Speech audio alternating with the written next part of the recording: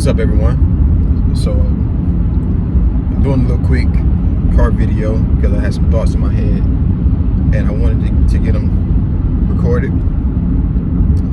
I want to talk about what's coming, with the Trump administration and the Department of Education, and why it is vital for us as Americans in general, Black Americans in particular, to be diligent about keeping tabs on what might be changing. So Linda McMahon is going to be confirmed as the head of the Department of Education. Now, why is this a disaster? Well, let's start with what the Project 2025 overall purpose of trying to destroy the Department of Education. Number one, they want the ability to allow religious dogma to be taught in schools, primarily Christian religion to be taught in schools. And they want that. They don't want there to be any constitutional barrier between the teachings, between the separations of church and state. And they want only their version of Christianity in particular to be taught and dispersed amongst younger generations. And when you look at a lot of the data, the younger you are as an American population, they are less and less. The younger generation are less religious than the old generation. So the older up you go in age to the boomers are by far the largest population of religious believers, and then on downward with the younger generation being more agnostic or atheist like me. So that's number one. They want to force religious teachings onto everyone, and they want to get in front of them by removing the barrier that separates the church and state. That's number one. Number two, they don't want to remove the Department of Education because they want to cut taxes or they want to lower the cost of the federal spending. No, what they want to do is redirect that budget into privatization, and this is how they will actually be able to move forward in separating what is taught as a religious teaching and what else wouldn't be allowed. See, they're not going to allow Islam to be taught, or they're not going to use the basis of Christianity, which is Judaism. They're not going to teach that. They only want a very specific version of Christianity, which is evangelical Christianity, to be taught. And so in order in a private school setting, which is why we have Catholic schools, you can teach them whatever it is you want to teach as a part of the curriculum, right? You can make religion as a part of the curriculum. And if you remove the public school system and that barrier, and every school across this country becomes privatized, well, that is stage one in internal indoctrination of the next generation of Americans. And that has a vast amount of negative repercussions overall. One of those negative repercussions being is you are not separating the barrier between religion and science. And we see that play out, or in an attempt today, especially in places like Oklahoma and in Texas, where you have religious fundamental who has this pseudoscience that they think is actually true, even though there's no empirical evidence to support it. But what's standing in his way is actual evolution, actual real science, things like evolutionary science, things like geology, things like physics. All of these versions of science has a direct contradiction to say creationism, and they want that to be taught as a legitimate version of science in the curriculum here in the United States. Now, why is that the worst possible thing to happen? Well, a quick history lesson. In the 12th century, Afghanistan was the pinnacle of science, and they led the way at the time. They were the pioneers of the scientific progress. Afghanistan. What happened is a religious, philosophical cleric was able to absorb power, take over, and made the country a Sharia law country. And they banned any scientific teaching that contradict Islam. Excuse me. You fast forward today, and what they did was they put a great stop on them being in the driver's seat for the scientific revolution that was to come. Well, the thing about science is science doesn't stop. And if you're not the person leading the way in the next discovery in science, then someone else is. And what has happened is the rest of the world began to blow past all of these countries that operate under Shariaism. Sharia law is just means religious law. So they use religious dogma or religious law from religious teachings as civil laws. This is how they govern their countries. So this is why the majority of Muslim countries and Sharia law countries are at the behest of Western civilization, because Western country, even though it was led by Christians, there were still two sectors in Western philosophies that was always at odds with each other, which was the monarchy system and the Christian system. They were always fighting and at odds with each other internally, while they was fighting against outside forces, other countries, other religious institutions like Islam as an example. But they were able to progress, and they were able to move forward and outpace these Islamic institutions and these Islamic countries. Now, if you look at now, why do I bring that up? Well, if Afghanistan was still leading in scientific discovery, the Afghanistan we know today would probably be the United States. That is just how that works. Now, we are in the technology industrialized era. So our current version of the industrialized era is the technology era. And if we are not teaching real science, and we are teaching a pseudo version of science because we don't want to offend Christian believers, that will permanently put us as a servant class as a country for the next 1,000 years. And the evidence of that is all of these Islamic countries that are Sharia law countries today. Iran, Afghanistan, Pakistan is one of them. So these countries are still trying to play catch up with the rest of the world.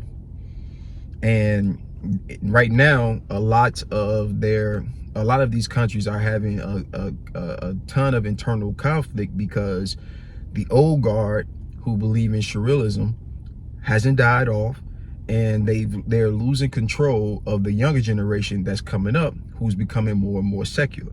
So that is how allowing that barrier between church and state to be brought down, and then all of this shit being taught in schools will permanently hurt us going forward as a country. That's number one. Number two, the way it's going to negatively impact us. Now, I made a video talking about the state of Illinois and how the state of Illinois is a donor state.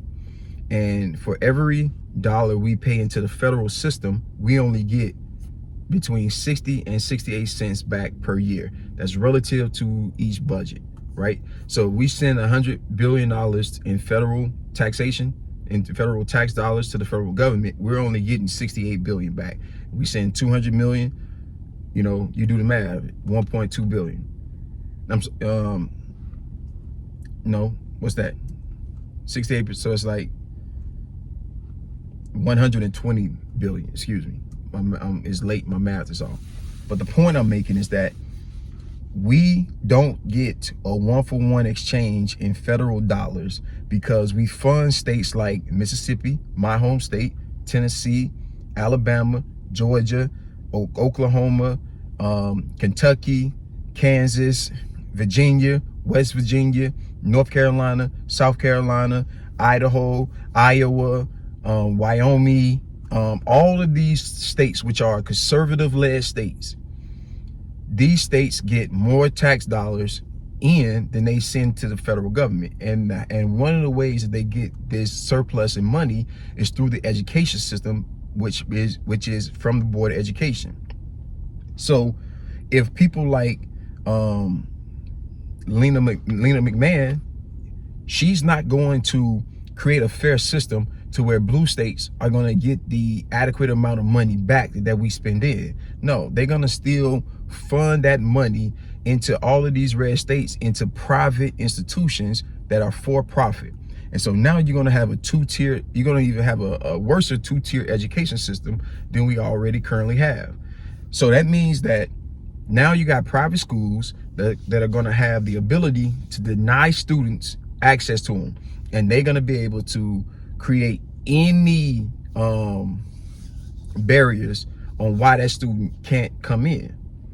So of course they're going to slowly walk us back to, well, we don't want you niggas in our school. But this particular school gets a enormous sizable portion of the state's budget from the Department of Education, and they are disproportionately giving school A more funding over school B. And the reason why they will say that disparity in amount is because school A is outperforming school B. Well, if school A only allows the best students in and they get to cherry pick the students that they want in, and we have to discard everyone else who doesn't meet this arbitrary requirement, whether it is not just by their academic prowess, but it's also by their ethnicity, their race, their religion. Like, you got to be willing to, if as an example, these schools, and I wouldn't put it past them, would say you need to convert to Christianity in order to be a part of our student body, right? I don't trust none of these motherfuckers to not do that. And so that is one of the barriers that having a separation between church and state, which is our current system, that is one of the things that they will put up to prevent other students from getting in. And so this means that schools in poorer communities will automatically get less funding. That's number two. Number three, this is another way for them to give a tax break to the upper class income earners. And now what would that look like? So everybody who send their kids to a $40,000 private school or a $20,000 private school, let's just say $20,000 for the sake of argument. If they're already currently sending their kids to a private high school and they're paying about $20,000 a month, $20,000 annually for that education. Now, the conservatives framed it as voucher programs and family choice. Well, it's not really a choice if the who you are giving the choice to is the school as opposed to the parent. It's not a choice if you are trying to put your kid into that school and that school denies your kid and say, no, we don't want them, he or she, right? For whatever reasons. So that's number one. So they're lying about the ideal of choice. What they're actually doing is the parent that's already spending the $20,000, these are upper class individuals who make over $250,000 and more annually, they're now getting a $20,000 discount to continue to send their kids to school already. So if the GDP had their way, they would give every American a $1,000 voucher, which averages out to about 12 grand a year. So they'll give you a $12,000 voucher. You can take your kid to any place any school you want to, and it's freedom of choice. This is the bullshit that they're selling us. Excuse me. What they don't tell you is that the average annual cost for a student to go to school in public school system per year is $18,500. So right there, you're gonna have a $6,500 shortfall on the average cost. And so imagine being a working class parent, and now you got a $6,500 bill that you got to see every single year that you didn't have when you send your kids to public schools. But that's on the front end. On the back end of that, the parent that is paying the $20,000 to send their kids to the private education get a $12,000 discount through federal funding, right? So now while everyone else get a $6,500 potential $6,500 increase in as an annual bill, they get a $12,000 discount. This is how they lie and spin this idea of school vouchers and parent choice as a thing that in order to sell their actual agenda. They don't give a fuck. Here's what I've learned in my 44 years on this planet about conservatives. They don't give a fuck about my kids. They care about their kids, but they don't care about mine. And they damn sure don't care about yours. Okay? So this ideal that they want to give me the freedom to choose to where to send my kids is a bunch of bullshit. What they're doing is they're masking that. They're masking their actual intentions behind this false sense of freedom. And they're going to leverage tax-funded money, which the majority of the money comes from blue states, funnel that shit down to these red states so that these red states can now create a private school system that then further that sends us back into segregation. And they're going to be able to segregate us in every fucking way possible. And it won't just be based off of skin color, which will come back, by the way. And with that segregated system, tiered system, if you are not a part of that elite class, then you're a part of the have-nots. So they're making a caste system to haves versus have-nots. If you're have-nots, your kids are still going to be short on funding. Your kids are still going, as far as having everything that they need to get the education that they need to be successful. They're not going to have the teachers that are going to want to work at those other schools, because they're not going to get paid as much as School A. School A, because they're outperforming, are going to have a higher pay scale than School B. And they're going to use that as an excuse to why School B should not get the equal amount of funding as School A, which automatically cuts into the ability to teach your kids, because having a room maxed at 22 students versus 35 students is a big ass difference. That is a 50% increase in students that and attention that a teacher has to deal with when in two different class sizes. That means that there's more mental bandwidth that has to be spent on teaching an additional 15 students. The class size is almost double, right?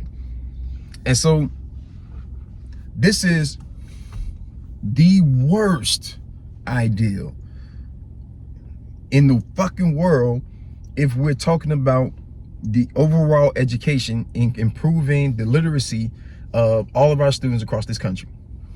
All right? And I want the people who are in a red state to know what's coming. I want black people in particular who are in a red state to know what's coming. If you voted for this clown, this is what you're voting for. If you are not already currently wealthy, and if you're not a part of the upper class, not the upper middle class, the upper class, again, okay, let's say upper middle class, $250,000 and up. If you don't have a household income of over $250,000, you know, you're going to be negatively impacted. Your kids are going to be negatively impacted by this in the future. And, you know, states like mine, which if a system like that were to happen, what you will see from people like me who live in the state of Illinois, who live in Chicago, we're going to start demanding that our money start coming back to our states. So we want $1 for $1 of federal dollars coming back into our state. Us, Illinois, California, New York, those three states right there make up 45% of the national GDP. We make up 45% of the federal dollars that goes to three states, that goes into the federal coffers that the IRS collects. So if you're going to do a system like that, we're going to make demands that you give us back our money first. And then that's going to further strip funding in all these other states that are red states that I named.